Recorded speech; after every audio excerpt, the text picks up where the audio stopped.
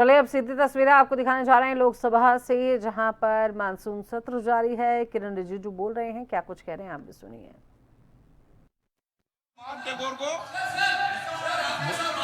हाँ, मेरे को आपने कहा, मुझे आपने कहा, मैंने आपको कहा, मैंने संसदीय कार्य ठीक है। मैं सदन में कहता हूं, वेणुगोपाल जी, अगर आप 2 घंटा एक्स्ट्रा चाहिए, सरकार कोई आपत्ति नहीं रखता है। एक बार मिलकर के तय कर लेंगे। अभी स्पीकर साहब ने कह दिया, हम और 1 घंटा बढ़ाने में हमारे कोई आपत्ति नहीं है सरकार। आप बता दें कितने घंटे की बात करना चाहते हैं? नहीं, इसलिए मैंने क्रमवार बोला। पहले आपने 6 घंटे बोला, फिर बाद में 8 घंटे बोला। 8 घंटे के बाद भी और भी समय चाहिए तो हम 10 घंटे के लिए तैयार हैं। ठीक है, ओके, ठीक है। चलिए, प्लीज बैठ जाइए। अब व्यवस्था जम गई। जब बीएससी नहीं होती तो सदन का सेंस लिया जाता है, इसलिए सदन का सेंस बन गया है। ठीक है, आगे बढ़े। सभा पटल पर रखे जाने वाले पत्र, आइटम नंबर 2, जितिन प्रसाद जी। अध्यक्ष महोदय, मैं आपकी अनुमति से आज की संशोधित कार्यसूची में क्रम संख्या 2 पर मेरे नाम के समक्ष उल्लेखित पत्रों को सदन के पटल पर रखता हूं। Item number 3, Shri Ramnath Thakur. मैं अध्यक्ष महोदय, मैं आपकी अनुमति से आज की पुनरीक्षित कार्यसूची में क्रम संख्या 3 पर अपने नाम के समक्ष दर्ज पत्र सभा पटल पर रखता हूं। Item number 4, Shri Nityanand Rai. मेघवाल जी। अर्जुन मेघवाल जी। धन्यवाद अध्यक्ष महोदय, मैं आपकी अनुमति से लोकसभा की संशोधित कार्यसूची के क्रम संख्या 4 पर अंकित दस्तावेज, जो श्री नित्यानंद राय साहब के नाम के आगे अंकित है, आपकी अनुमति से सदन के पटल पर रखता हूं। धन्यवाद। Item number 5, Shri SP Singh Baghel. मैं आपकी अनुमति से आज की लोकसभा की संशोधित कार्यसूची में क्रम संख्या 5 पर मेरे नाम के आगे उल्लिखित पत्र सदन के पटल पर रखता हूं। Item number 6, Shri B L Verma ji. आदरणीय अध्यक्ष महोदय, मैं आपकी अनुमति से आज लोकसभा की संशोधित कार्यसूची में क्रम संख्या 6 पर अपने नाम के सम्मुख अंकित पत्र सभा पटल पर रखता हूं। Item number 7, Shri Bandi Sanjay Kumar. मैं आज की पुनरीक्षित कार्यसूची में क्रम संख्या 7 पर मेरा नाम के सम्मुख लिखित दस्तावेज सभा पटल पर रखता हूं। Item number 8, Shri Pabitra Margherita ji. So, with your permission, I rise to lay on the table of the House paper mentioned against my name at serial number 8 of the Minister of Textiles as per today's revised list of business. Item number 9, Shrimati के कनीमोजी। आप सदन के पटल नहीं। श्री राव राजेंद्र सिंह जी। चलिए, कोई बात नहीं, हो जाता है। आइटम नंबर 10, आप रखना चाहते हैं? अच्छा, राव साहब रख दें। आदरणीय अध्यक्ष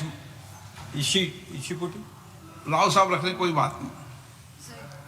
आदरणीय अध्यक्ष महोदय, मैं आज की कार्यसूची में अपने नाम के समक्ष यथा सूचीबद्ध उपभोक्ता मामले, खाद्य और सार्वजनिक वितरण संबंधी स्थायी समिति के 17वें और 18वें प्रतिवेदन की एक प्रति हिंदी तथा अंग्रेजी संस्करण प्रस्तुत करता हूं। Item number 10, Shri Jitin Prasada ji. Respected sir, with your kind permission, I make a statement regarding the status of implementation of the recommendations contained in the 195th report of the Standing Committee on Commerce on demand for grants 26-27, demand number 10, pertaining to the Department of Commerce, Ministry of Commerce and Industry. Item number 11, Shri Ramnath Thakur ji. माननीय अध्यक्ष जी महोदय, मैं आपकी अनुमति से आज की कार्यसूची क्रम संख्या 11(1) में वर्णित कृषि एवं किसान कल्याण विभाग, कृषि एवं कल्याण मंत्रालय के लिए कृषि पशुपालन और खाद्य प्रसंस्करण मांग अनुदान मांग संख्या 1 की अस्थायी समिति 7वीं रिपोर्ट में निहित सिफारिशों के कार्यान्वयन की स्थिति के संबंध में एक सदन के पटल पर रखता हूं। Item number 12, Shrimati Anupriya Patel. Honorable Speaker, sir, on behalf of my senior colleague Shri Jagat Prakash Nadda ji, I rise to move that in pursuance of Section 4G, read with Section 6(3) of the All India Institute of Medical Sciences Act 1956, the members of this House do proceed to elect in such manner as the Speaker may direct one member from amongst themselves to serve as the member of the All India Institute of Medical Sciences, Guwahati, Vice Shri Pradyut Bordoloi, resignation from Lok Sabha with effect from 20th March 2026, subject to the other provisions of the said Act. Thank you. प्रश्न है कि माननीय मंत्री द्वारा प्रस्तुत प्रस्ताव को स्वीकृत किया जाए। जो सदस्य प्रस्ताव के पक्ष में आ गए हैं, जो सदस्य प्रस्ताव के विपक्ष में ना गए हैं, मेरे विचार में निर्णय हाँ वालों के पक्ष में, हाँ वालों के पक्ष में प्रस्ताव स्वीकृत हुआ। माननीय सदस्यगण, जिन्हें आज नियम 377 के अधीन मामले उठाने की अनुमति प्रदान की गई, वे व्यक्तिगत रूप से अपने अनुमोदित पाठ को सदन पटल पर रख सकते हैं। आइटम नंबर 14, लोक परीक्षा अनुचित साधन निवारण संशोधन विधेयक 2026। माननीय मंत्री जी कुछ रखना चाहते हैं? 1 मिनट में बोल लूं, 1 मिनट। माननीय मंत्री जी, 1 मिनट। माननीय सदस्यगण, आज का दिन हम सब के लिए महत्वपूर्ण है, जब सत्ता पक्ष और प्रतिपक्ष दोनों इस विधेयक की चर्चा के लिए सहमत हुए। ये विधेयक लोक परीक्षा अनुचित साधन निवारण अधिनियम 2024 में संशोधन करने का प्रस्ताव करता है। इसका उद्देश्य लोक परीक्षाओं की निष्पक्षता, पारदर्शिता तथा विश्वसनीयता की ओर अधिक सुदृढ़ बनाना है तथा प्रश्न पत्र लीक, संगठित परीक्षा अपराधों एवं अनुचित साधनों पर प्रभावी अंकुश लगाने के लिए विधि व्यवस्था को और सशक्त बनाना है। परीक्षा प्रणाली की विश्वसनीयता और पारदर्शिता राष्ट्रहित का महत्वपूर्ण विषय है। इस विषय पर व्यापक चर्चा, गंभीर विचार विमर्श इस सदन में होना आवश्यक है। पूरा देश चाहता है कि सभी माननीय सदस्य इस विषय पर सार्थक विचार विमर्श करें, अपने अनुभव साझा करें, अपने विचार रखें और रचनात्मक सुझाव रखें, ताकि हम एक बेहतर कानून बना सकें।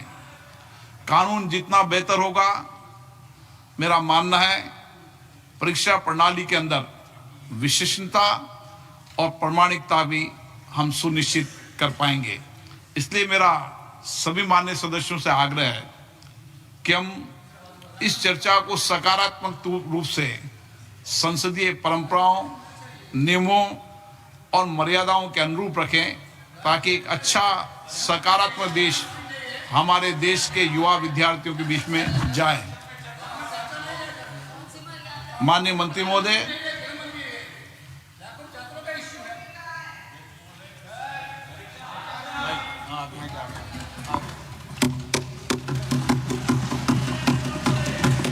अध्यक्ष महोदय, मैं प्रस्ताव करता हूं कि लोक परीक्षा अनुचित साधन निवारण संशोधक विधेयक 2026 पर विचार किया जाए। Speaker sir, this bill which was introduced yesterday is in fact an amendment to the earlier bill, Public Examinations Prevention of Unfair Means Act 2024, which was also brought by this government, and not only brought, it was perhaps the first of its kind in the history of independent India.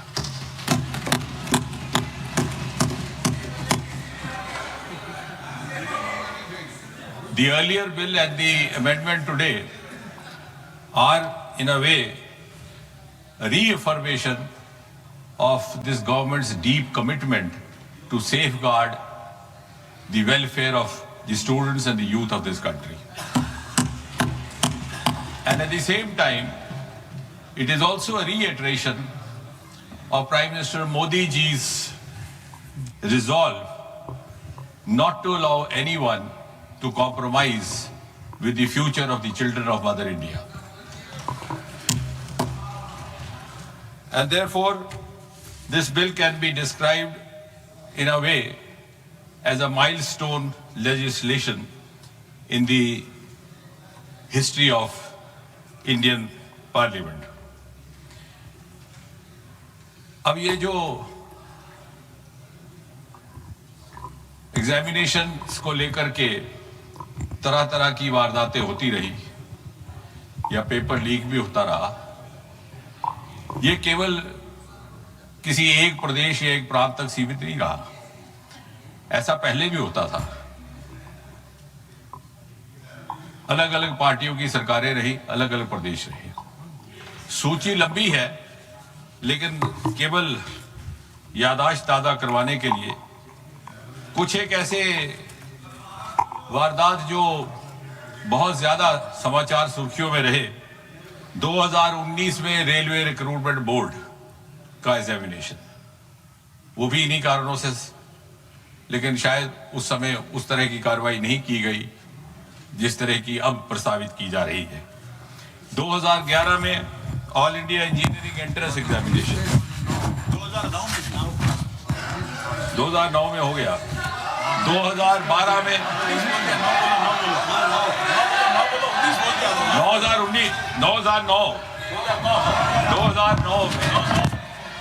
2009 में railway recruitment board, 2011 में वेणुगोपाल जी, by changing figures or digits you cannot change the record, so it is on record 2009 railway recruitment board, 2011 I'll go on and on, the list is very long then, 2011 all India engineering entrance examination, 2012 AIMS New Delhi entrance paper leak, 2013 Maharashtra secondary certificate examination. So, if I go on and on, then I will not be able to talk about the bill as such. But the list is okay. 2010. Okay, if that satisfies. Oh, if that satisfies you, you are welcome.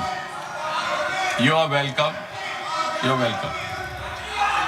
2010. B.Ed entrance examination, Uttar Pradesh. 2012. Tamil Nadu Public Service Commission. I can go on till you are satiated. 2009 West Bengal Joint Entrance Exam. So therefore,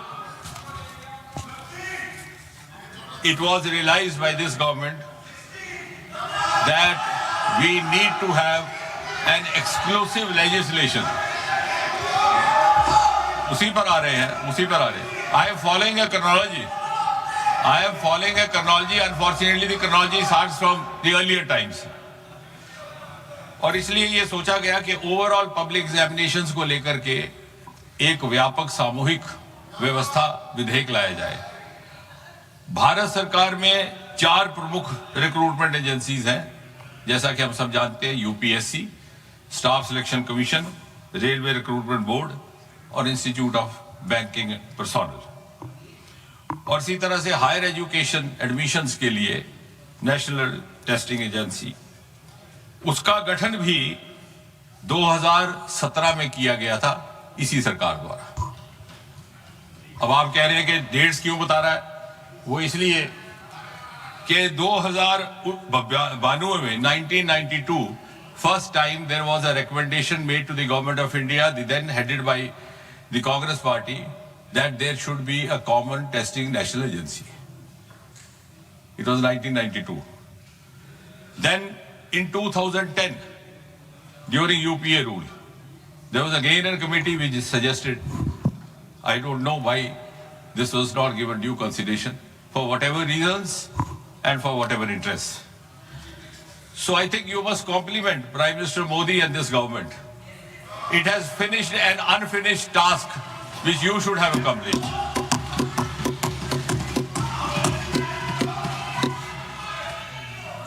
और इसलिए for the first time in 2024 this bill was brought in.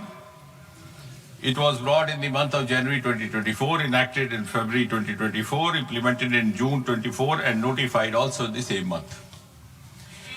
अब इस विधेयक के जो मूल उद्देश्य थे और basic objectives, to give more credibility and transparency to examination in whatever form, to reassure the students that they would be rewarded for their genuine, sincere efforts, and also to ensure that their future is safe.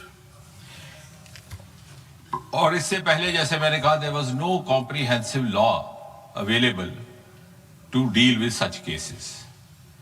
इस bill को और ये जो act लाया गया 2024 को, it was made, as I said, it was applicable to all these agencies that I have just now mentioned. It was made not bailable, non-compoundable. Such offences were made absolutely cognizable and also liable to invite stringent punishment.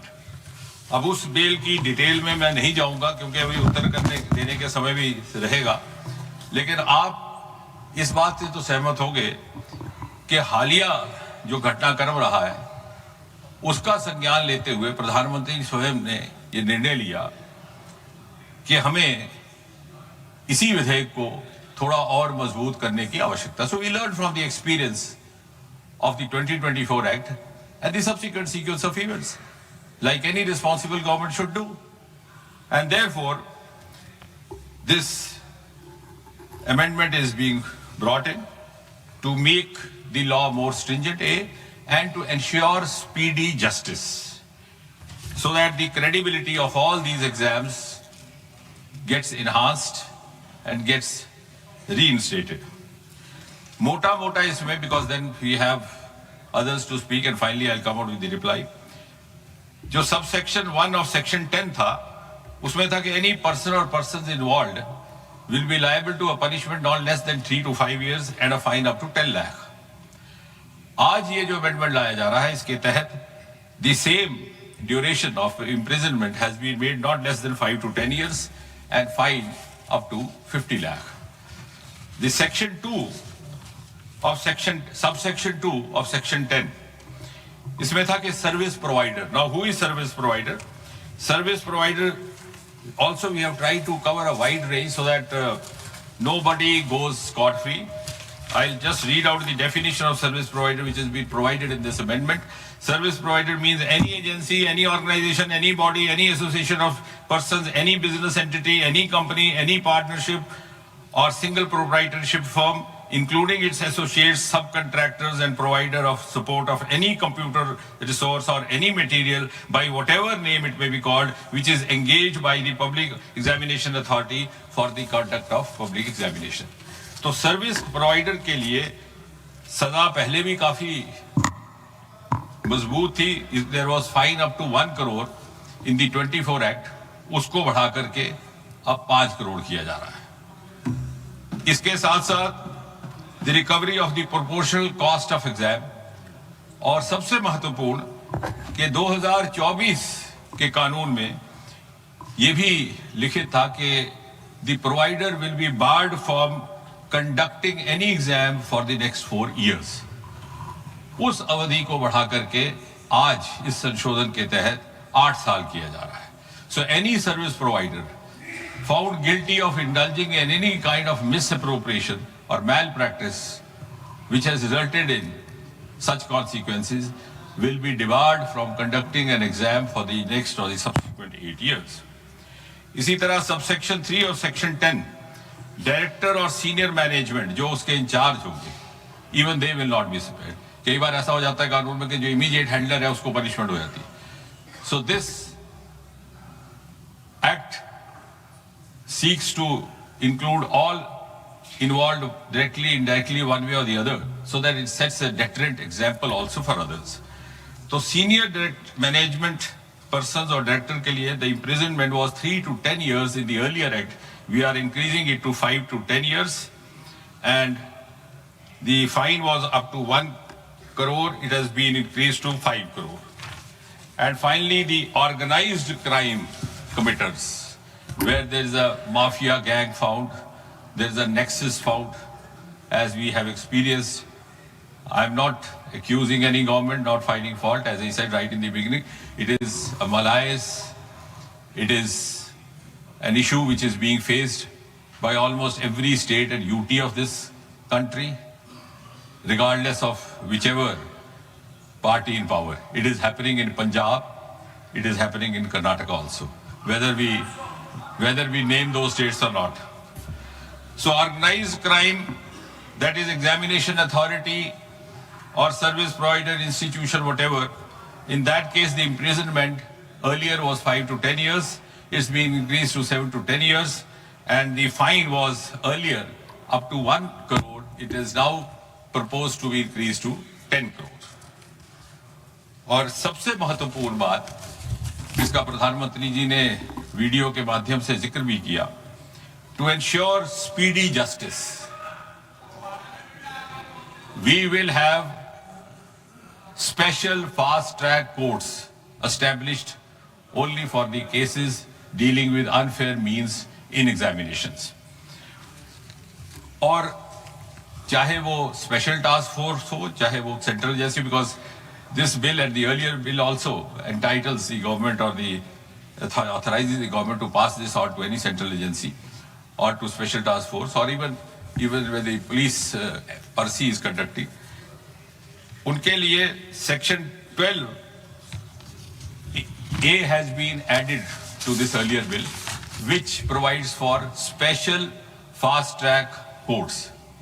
अब उसमें भी हमने एक समय सीमा तय कर दी है. The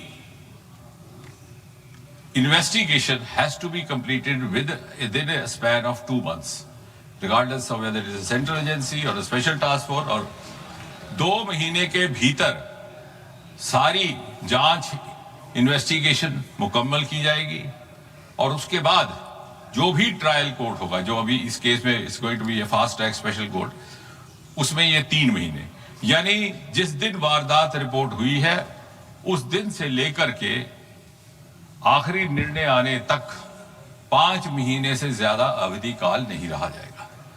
so I think this is one of the most important components incorporated in this amendment. और उसके बाद भी अगर कोई अपील करना चाहे तो appeal will not be less than double bench of a high court, and appeal within 30 days. That too, if there are justifiable grounds to satisfy the crime.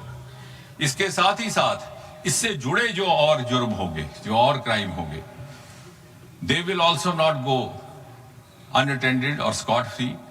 जो हमारी भारतीय न्याय समिति के प्रावधान है उसके अंतर्गत उनका भी निवारण करने का प्रावधान रहेगा. और इसलिए मेरा ये निवेदन है कि एक बड़ा ही महत्वपूर्ण विधेयक लेकर के आए हैं हम, और सरकार की प्रतिबद्धता का आप इसी बात से अनुमान लगा सकते हैं कि इसी विधेयक के लाने के साथ ही साथ हमारे लॉ मिनिस्टर साहब की ओर से भी एक प्रस्ताव जारी कर दिया गया कि वक्त ज़ाया ना हो तो ये जो स्पेशल फास्ट ट्रैक कोर्ट्स है इनको स्थापित करने का भी क्रम साथ ही साथ प्रारंभ किया जाए. उसमें दिल्ली, मुंबई, कोलकाता, मध्य प्रदेश, बिहार, उत्तराखंड में पहले ही इन्होंने गठित कर दिया है और आने वाले दिनों में बाकी स्थानों पर. इसके साथ ही साथ अभी कल ही प्रधानमंत्री जी ने एक महत्वपूर्ण घोषणा करते हुए एक टास्क फोर्स का भी ऐलान किया है to recommend reforms to make the exams systems leak proof. उसमें कुछ एक बड़े वरिष्ठ लोग सम्मिलित किए गए हैं who belong to the world of academics, world of technology, and who are known to have expertise and experience in these domains. Mr. Nandan Nilekani, co-founder